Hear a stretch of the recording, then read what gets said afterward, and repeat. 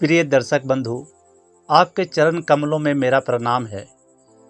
Video शुरू करने से पहले आपसे एक छोटा सा अनुरोध है कि आप चैनल को सब्सक्राइब कर दीजिए और अब जहां से भी देख रहे हैं, दिल्ली, कोलकाता, मुंबई, यूपी, बिहार, दुबई या फिर नेपाल से, आप हर हर महादेव कमेंट बॉक्स में ज़रूर लिखिएगा और वीडियो को अंत तक ज़रूर देखिएगा, क्योंकि इस वीडियो से आपको बहुत बड़ी सीख मिलने वाली है। और चैनल को सब्सक्राइब करना नहीं भूलिएगा, क्योंकि आगे और भी रोमांचक वीडियो आने वाली है। आज मैं शिव की एक ऐसी कथा सुनाने जा रहा हूँ जिसे आप लोग कभी नहीं सुनी होगी। और शिव तो देवों के देव महादेव हैं। उनकी कथा सुनने मात्र से जीवन का सारा कष्ट, सारा पाप, सारा दुख मिट जाता है। ये तो देवों के देव महादेव हैं, सारे सृष्टि को चलाने वाले हैं।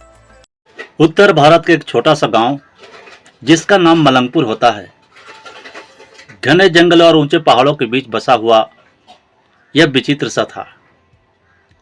यह गांव बाहर से देखने पर बहुत आम सा लगता था, परंतु यहाँ के लोग जानते थे कि मलंगपुर में कुछ तो ऐसा है जो दिखता नहीं है।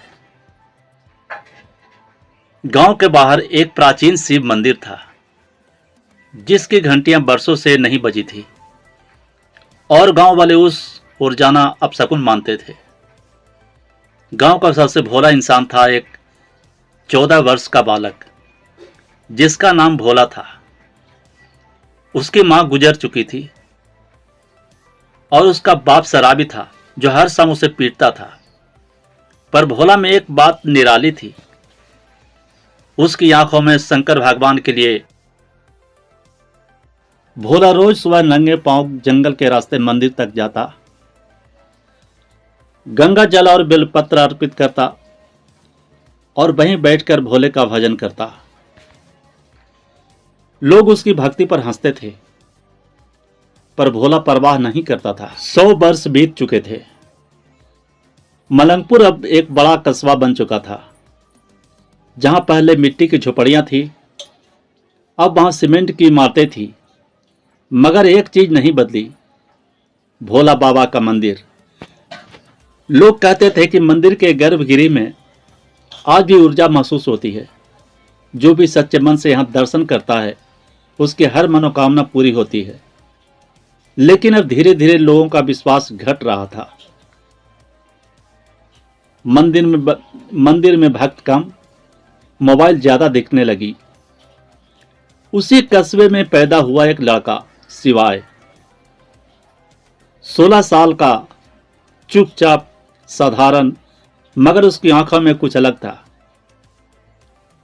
वह बोलता कम था, मगर जब शिव का भजन गाता तो लगता मानो स्वर कहीं आसमान से पहुंच रहे हों। शिवाय को अक्सर अजीब सपने आते थे। सपनों में वह आग के बीच खड़ा होता, हाथ में त्रिशूल होता और सामने खड़ा होता एक राक्षस। वह सपना हर रात आता और हर बार वह राक्षस कहता, मैं लौट आया हूं। मलंगपुर के पास की पहाड़ी से अजीब आवाजें आने लगी थी। कई बार वहां आग की लपटें देखी गई, तो कभी काले पक्षियों का झुंड। गांव के बुजुर्गों ने चेताया, ये वैसा ही हो रहा है जैसा भोले बाबा के जमाने में हुआ था। मगर अब के बच्चे हंसते थे। अरे बाबा, वो तो कहानी थी, असली थोड़ी थी। लेकिन एक दिन अचानक गांव के एक हिस्से में जमीन फट गई। गुफा प्रकट हुआ, जिससे काला धुआं उठने लगा। जो भी पास गया वह या तो पागल हो गया या लौट कर नहीं आया। डीएम से लेकर वैज्ञानिक तक बुलाए गए, मगर कोई पास तक नहीं जा सका। उधर शिवाय अब बेचैन रहने लगा था। एक रात वह मंदिर गया और वहां समाधि में बैठ गया, और वहीं उसे स्वप्न नहीं, साक्षात भगवान दर्शन हुए। मंदिर में शिवाय को भगवान शिव प्रकट हुए, न पारंपरिक रूप में न रौद्र रूप में, बल्कि एक शांत ज्योतिर्मय रूप में। शिव बोले, शिवाय तू केवल एक मनुष्य नहीं, तू मेरा नया अंश है। उस राक्षस की आत्मा 100 वर्षों तक बंद रही, पर अब पुनः जाग गई है। अब मुझे अवतार लेना होगा, मेरा नया रूप। शिवाय ने कांपते हुए पूछा, मैं कैसे प्रभु? शिव बोले, तू सत्य है, तू भक्ति है, तू अग्नि है। तुझे त्रिनेत्र जागृत करना है। जब तू ओम नमः शिवाय कहेगा, मेरी शक्ति तुझ में प्रवाहित होने लगेगी। उस रात शिवाय लौटा, पर वह अब सिर्फ शिवाय नहीं रहा। अब उसकी आंखों में एक दिव्य तेज था, उसकी आवाज में गूंज और उसके स्पर्श में ऊर्जा। गांव में अब एक अजीब घटना होने लगी। बच्चे गायब, मवेशी मरे हुए और मंदिर की घंटियां अपने आप बजना। लोगों को फिर याद आया, भोला बाबा।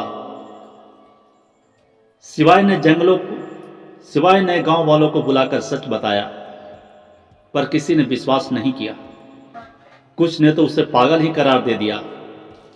पर तभी गुफा से वो राक्षस प्रकट हुआ, काले धुएं से घिरा हुआ त्रिकालासुर।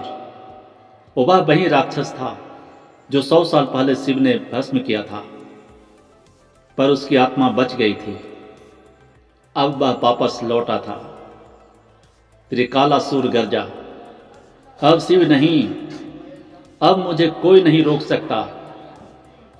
शिवाय ने आंखें मूंदी और मंत्र जाप किया, ओम नमः शिवाय। उसके माथे पर त्रिनेत्र खुला, एक जलता हुआ तेज प्रकाश, और वही मंदिर की मूर्तियां से शिव की चेतना निकली और शिवाय के शरीर में समा गई। अब वह मानव शिव बन चुका था, पर नीलकंठ नहीं। यह था जलंतक, नया रूप, नया समय, नई चेतना। त्रिकालासुर और जलंतक के बीच युद्ध हुआ। बिजली, अग्नि, जल और वायु की शक्तियां से पूरा मलंगपुर हिल गया। कस्बे के लोग छतों पर चढ़कर देख रहे थे। यह कोई फिल्म नहीं, यह साक्षात ईश्वर का अवतरण था। अंत में जलंतक ने त्रिशूल उठाया, तेरे अंत का समय आ गया है त्रिकालासुर। त्रिकालासुर चीखा, तू बच्चा है, मुझे नहीं हरा सकता। जलंतक गरजा, मैं बच्चा नहीं, शिव का नया रूप हूं। त्रिशूल चला और त्रिकाल भस्म हो गया।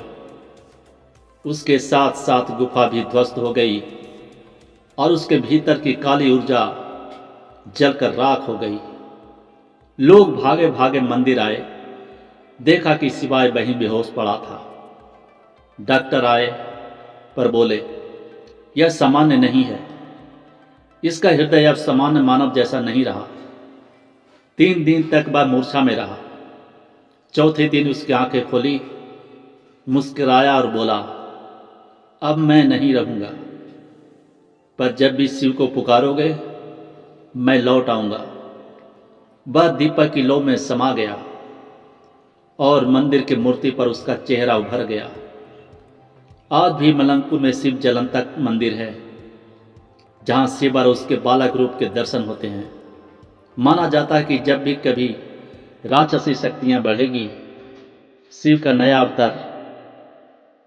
नया अवतार जलंतक फिर से जन्म लेगा। एक रात गांव के लोग सो रहे थे कि फिर एक भीषण गर्जना हुई। धरती कांप उठी, मंदिर की घंटी अपने आप फिर से बजने लगी। लोगों ने देखा, आसमान में एक नीला प्रकाश मंदिर की दिशा में उठ रहा है। अगले दिन भोला मंदिर नहीं गया। गांव वालों ने खोजा, तो वह मंदिर के गर्भगृह में बेहोश मिला, पर उसके माथे पर त्रिशूल का निशान था। जब वह बेहोश में आया तो वह सिर्फ एक बात दोहरा रहा था, भोलेनाथ आ चुके हैं, प्रलय शुरू होने वाला है। गांव के मुखिया पंडित रामलाल ने उसे पागल कहकर भगा दिया। पर उस दिन के बाद गांव में अजीब घटना होने लगी। पहले गाय गुम हो गई, फिर गांव का एक बच्चा गुम हो गया, और फिर बड़की बहू की रहस्यमयी मौत हो गई। हर मृत शरीर के पास एक काले नाग की खाल पाई जाती। भोला डरता नहीं था। वह जान चुका था कि भगवान शिव ने उसे किसी उद्देश्य से छुआ है। एक रात जब मंदिर में ध्यान कर रहा था, उस एक दिव्य प्रकाश में शिव प्रकट हुए। पर यह शिव मुस्कुरा नहीं रहे थे। उनके नेत्र क्रोधित थे और जटाओं से आग निकल रही थी। शिव बोले, भोला, यह गांव पाप की जड़ों पर खड़ा है। वर्षों पूर्व यहां एक राक्षस को मारा गया था, पर उसके अनुयायी अब लौट आए हैं। तुम्हें इसका अंत करना होगा। भोला कांप गया। कैसे प्रभु? शिव बोले, तू मेरा भक्त है, मैं तुझसे तू मेरा भक्त है, मैं तुझ में सम्माहित हो जाऊंगा। जब तू ओम नमः शिवाय का जाप करेगा, मैं तेरे माध्यम से तांडव करूंगा। पर याद रख, तुझे बलिदान देना होगा। भोला बदला बदला लगने लगा। वह पूरे गांव में घूम घूम कर लोगों को सच बताने लगा, पर कोई नहीं मानता। एक दिन उसने पंडित रामलाल से कहा, आपके घर की नींव के नीचे पाप छिपा है, खुदवाइए और देखिए। हंसते हुए पंडित ने गड्ढा खुदवाया और वहां से मिली एक बुरी आत्मा की मूर्ति और तंत्र विद्या की वस्तुएं।